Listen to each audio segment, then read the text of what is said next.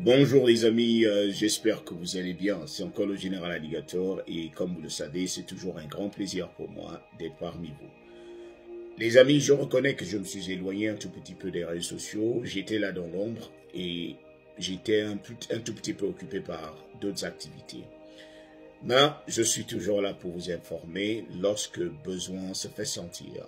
Alors beaucoup m'ont écrit en inbox en me posant les différentes questions concernant un certain type de visa et je suis là pour éclairer la lanterne. Alors il s'agit du visa H2B. Le visa H2B est un visa temporaire qu'on remet à un travailleur étranger.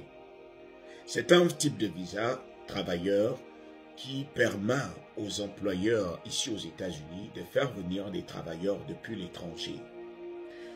Alors, lorsqu'un employeur se rend compte qu'il est en sous-effectif, qu'il a du mal à faire fonctionner son entreprise à cause du manque d'employés, l'employeur est obligé de saisir le ministère du Travail, qu'on appelle en anglais le DOL, the Department of Labor. Il saisit ce département pour dire « je suis en sous-effectif ». On a du mal à démarrer parce que nous n'avons pas assez de travailleurs sur le territoire américain, des travailleurs qui veulent bien travailler dans notre domaine d'activité. Alors, il faut mentionner, il faut aussi marteler que le visa H2B, c'est un visa qui ne concerne que des domaines qui n'ont rien à voir avec l'agriculture. Comme vous le savez, les États-Unis mettent un accent pointilleux sur l'agriculture et veulent que ce domaine soit entretenu par les Américains. Alors, lorsque un employeur se retrouve dans un domaine, c'est-à-dire lorsque son entreprise fait dans quelque chose qui n'a rien à voir avec l'agriculture et que cette entreprise a besoin des employés, cet employeur saisit le ministère du Travail, qui est le DOL, Department of Labor, et fait des offres d'emploi sur le site pour dire voilà ce dont on a besoin. On a besoin d'un certain type de travailleurs. Et je rappelle aussi ici que le visa H2B, ce domaine-là concerne des employés qualifiés et non qualifiés. C'est pour cela qu'il y a des domaines très importants qui sont des domaines qui peuvent intéresser les Africains, les Européens, c'est-à-dire ceux qui veulent bien travailler, ceux qui ne sont pas comme les Américains. Les Américains ne veulent pas se lancer dans des domaines comme la restauration.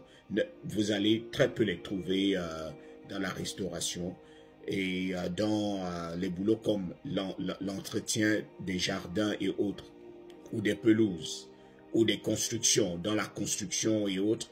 Ce sont les domaines qui concernent le visa H2B, parce que ce sont des domaines qui n'ont rien à voir avec l'agriculture. Donc, lorsqu'un employeur se trouve en sous-effectif dans son entreprise et qu'il trouve nécessaire d'avoir plus de personnes, l'employeur saisit le ministère du Travail et fait des offres d'emploi. Et vous qui êtes à l'étranger, lorsque vous voulez venir ici aux États-Unis, que vous savez très bien que vous êtes capable de travailler dans un domaine qui n'a rien à voir avec l'agriculture, par exemple, vous êtes capable de venir travailler ici en tant que cuisinier, vous voulez travailler au restaurant, vous voulez travailler dans la construction, bâtir des édifices, vous savez tourner le ciment et autres. Vous allez dans le site du ministère du Travail qui est le Department of Labor. Vous allez dans le site là, vous allez voir des propositions, des offres d'emploi avec la paye à l'appui. Alors, qu'est-ce que vous faites? Vous écrivez, vous allez trouver des adresses email, vous allez trouver des numéros. Vous commencez à communiquer avec ceux qui sont propriétaires de ces entreprises pour des éventuelles interviews et des échanges de CV. Parce que vous êtes censé prouver, si vous avez un CV, vous envoyez votre CV. Si vous n'en avez pas, vous lui dites dans quoi vous pouvez être capable. Alors, il va certainement vous poser ces conditions. que vous allez revoir, que vous allez étudier. Et il faut aussi retenir que l'employeur également doit répondre à certains critères pour faire venir les travailleurs de l'étranger. Donc, les amis, c'est pas quelque chose de facile. Ce n'est pas quelque chose d'impossible non plus. D'autres l'ont fait, ils sont arrivés ici, ils ont travaillé. Alors, la durée de ce visa, c'est 3 ans. Vous ne pouvez, le maximum, c'est 3 ans. Donc, si vous êtes intéressé, allez-y sur le site.